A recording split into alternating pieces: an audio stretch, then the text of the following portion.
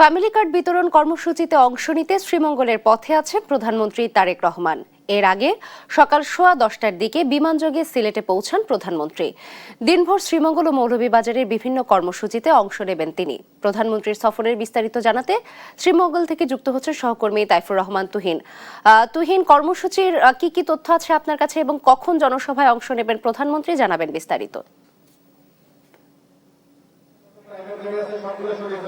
ধন্যবাদ আপনাকে। যেটি বলছিলেন যে আসলে তৃতীয় দফে ফ্যামিলি কার্ড বিতরণের জন্য কিন্তু আজকে শ্রীমঙ্গলে আসছেন প্রধানমন্ত্রী তারেক রহমান।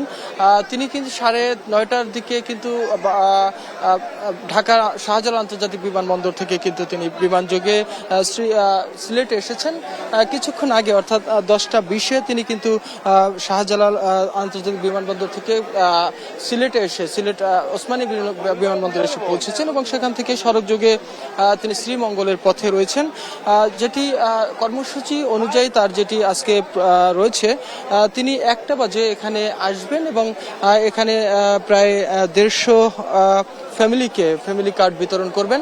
আর এখান থেকে ফ্যামিলি কার্ড বিতরণের শেষে তিনি কিন্তু মৌলভীবাজারেও আরেকটি প্রোগ্রামে তিনি অংশগ্রহণ করবেন। সেখানেও প্রান্তিক মানুষ যারা জনগোষ্ঠী রয়েছে, অর্থাৎ একেবারেই দরিদ্র পরিবারগুলো রয়েছে, তাদের মধ্যে তিনি কিন্তু ফ্যামিলি কার্ড বিতরণ করবেন। আপনি জানেন যে আসলে এই সরকার ক্ষমতায় আসার আগেই নির্বাচনী ইশতেহারের একটি অন্যতম ইশতেহার তাদেরকে ছিল যে গ্রামীণ জনপদের অবহেলিত যারা পরিবার রয়েছে, যে পরিবারগুলো রয়েছে, সেই পরিবারগুলোকে প্রাথমিকভাবে তাদের অর্থনৈতিকভাবে স্বাবলম্বী করার জন্য তাদেরকে একটি মাসিক ভাতার কার্যক্রম চালু করবেন।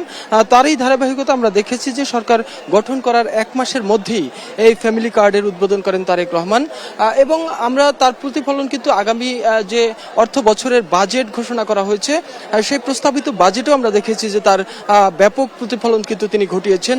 যেখানে লক্ষ্যমাত্রা ধরা হয়েছে যে 41 লাখ পরিবারকে এই ফ্যামিলি কার্ডের আওতায় আনা হবে 2026-27 অর্থ বছরের মধ্যে এবং সেখানে কিন্তু আমরা দেখেছি যে প্রায় 14,50,000 কোটি টাকা বরাদ্দ রাখা হয়েছে, প্রস্তাব করা হয়েছে এবং এখান থেকেই কিন্তু আসলে দেখা যাচ্ছে যে আসলে তারেক রহমানের ভীষণ যে গ্রামীণ এবং এই প্রান্তিক প্রান্তিক পর্যায়ে যে সমস্ত পরিবারগুলো রয়েছে, তাদের যে অর্থনৈতিক অবস্থা, সেই অর্থনৈতিক অবস্থার পরিবর্তন সাধন করার জন্য আসলে তিনি এই কর্মসূচি হাতে নিয়েছেন। আপনারা জানেন যে আসলে এই ফ্যামিলি কার্ডের পাশাপাশি আরও কিন্তু তার কয়েকটি কর্মসূচি আমরা লক্ষ্য করেছি। আমরা দেখেছি যে কৃষকদেরকে ফার্মার্স কার্ড দেওয়া হয়েছে, যাতে কৃষক সেই কার্ডের মাধ্যমে তারা উপকৃত হতে পারেন, অর্থাৎ সার, বীজ থেকে শুরু করে সরকারি যে প্রণোদনা রয়েছে, সেই প্রণোদনাগুলো যাতে পেতে পারে, সেই বিষয়গুলো কিন্তু তিনি নিশ্চিত করছেন।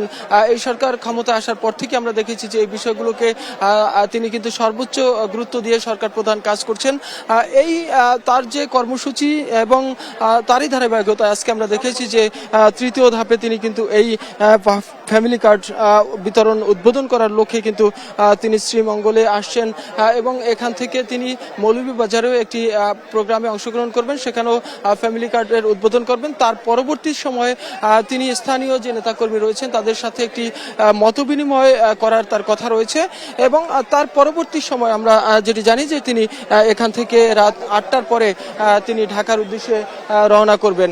তবে এই প্রোগ্রামকে ঘিরে, অর্থাৎ এই যে ফ্যামিলি কার্ডের যে অনুষ্ঠান, এই অনুষ্ঠানকে ঘিরে আমরা ইতিমধ্যেই যেটি দেখেছি যে আসলে দলের নেতাকর্মী থেকে শুরু করে সাধারণ যে মানুষ রয়েছে, তারা কিন্তু ইতিমধ্যেই অনুষ্ঠান স্থলে আসতে শুরু করেছে।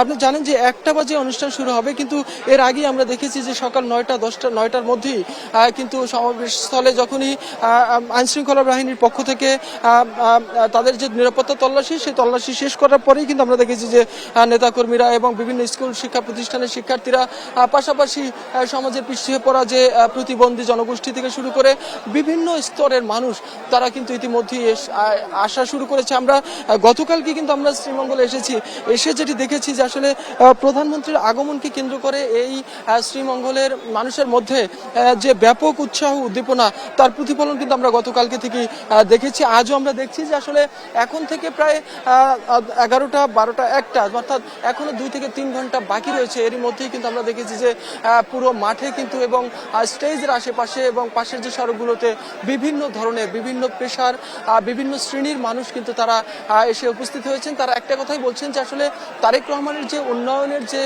তার যে পরিকল্পনা, অর্থাৎ দেশের মানুষকে নিয়ে যে তার ভাবনা, এই ভাবনার প্রতিফলন ঘটবে এবং আগামী যে এই সরকারের যে 5টি বছর, সেই 5 বছরে এই অসহায় দরিদ্র পিছিয়ে পড়া মানুষের ভাগ্যের উন্নয়নে তারেক রহমান আরো ভূমিকা রাখবেন, এই প্রত্যাশা আসলে শ্রীমঙ্গলের মানুষ করছেন। তো এই ছিল আসলে তারেক রহমানের শ্রীমঙ্গলের জনসভার সর্বশেষ তথ্য আমার কাছে। তুহিন, ধন্যবাদ আপনাকে। দর্শক শুনছিলেন শ্রীমঙ্গলে আজকে প্রধানমন্ত্রী তারেক রহমানের সফরের ব্যাপারে বিস্তারিত। একই বিষয়ে জানতে এবার আমরা চলে যেতে চাই মৌলভীবাজারে। সেখানে আছেন আমাদের সহকর্মী সালে এলাহি কুটি। কুটি, আপনি জানাবেন যে মৌলভীবাজারে আজ প্রধানমন্ত্রীর কি কি কর্মসূচি রয়েছে? ধন্যবাদ নাবিলা। আপনি জানেন যে আজকে প্রধানমন্ত্রী তারেক রহমান মৌলভীবাজার আসতেছেন। মৌলভীবাজার আসাকে কেন্দ্র করে মৌলভীবাজার দুটি প্রোগ্রাম অনুষ্ঠিত হবে, একটি হচ্ছে শ্রীমঙ্গলে এবং একটি হচ্ছে মৌলভীবাজার সরকারি উচ্চ বিদ্যালয় মাঠে।